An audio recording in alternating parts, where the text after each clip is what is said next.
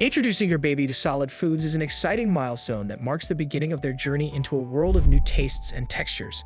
This transition is not only about expanding their diet, but also about laying the foundation for healthy eating habits and nutrition. The process involves more than just selecting the right foods. It requires understanding your baby's readiness, introducing new foods gradually, and responding to their cues.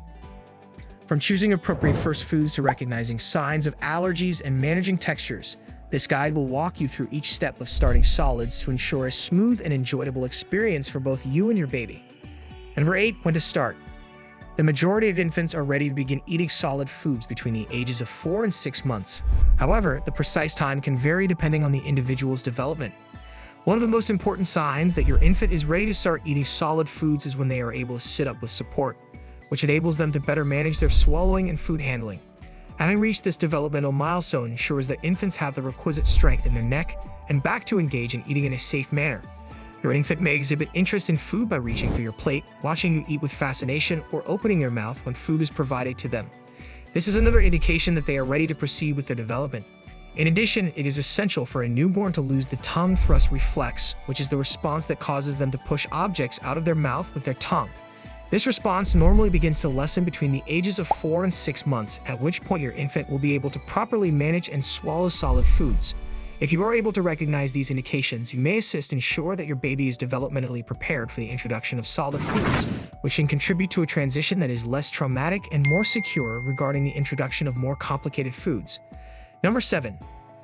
First foods.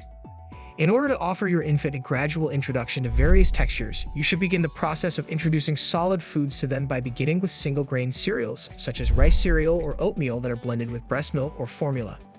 Proceed to fruits such as pureed apples, pears, or bananas, which provide a natural sweetness and necessary vitamins through their natural sweetness.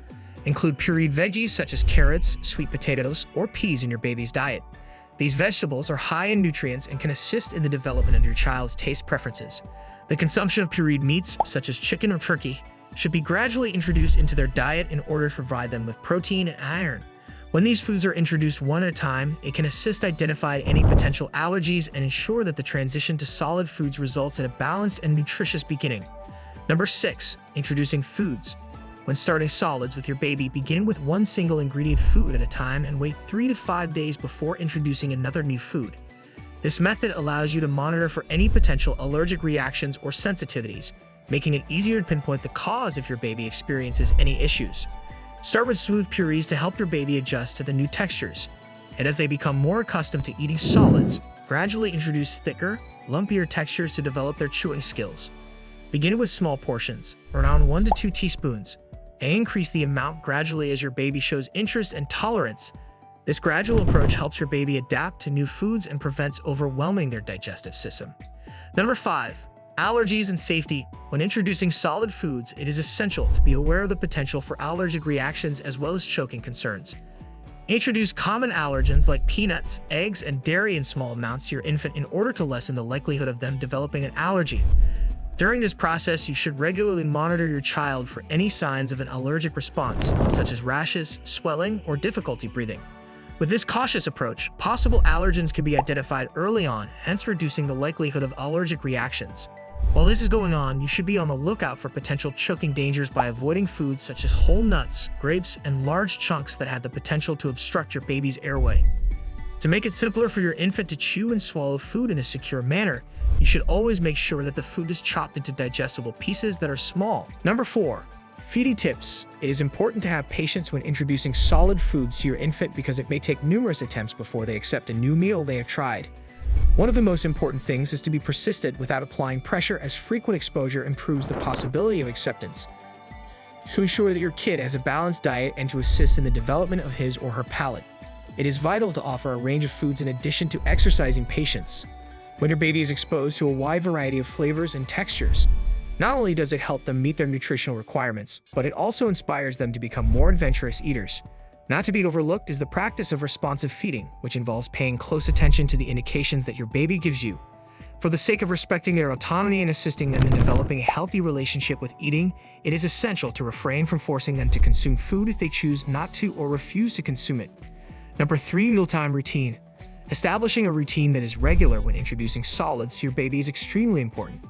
This is because providing your baby with solids at the same time every day helps control their hunger cues and creates a sense of emotional security.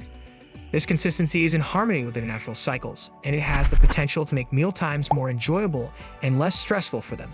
When it comes to fostering your child's interest in eating, it is essential to provide them the opportunity to see mealtimes that are conducted by the family.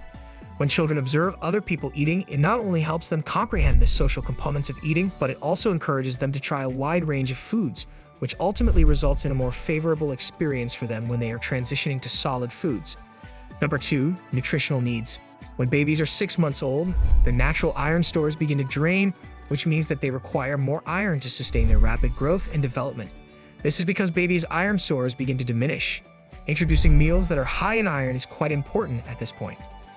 Additionally, pureed meats such as chicken or beef and cereals that have been fortified with iron are both good sources of iron that can assist in meeting this higher dietary requirement. Although you should include these foods in your baby's diet, it is crucial that you continue to provide your infant with breast milk or formula.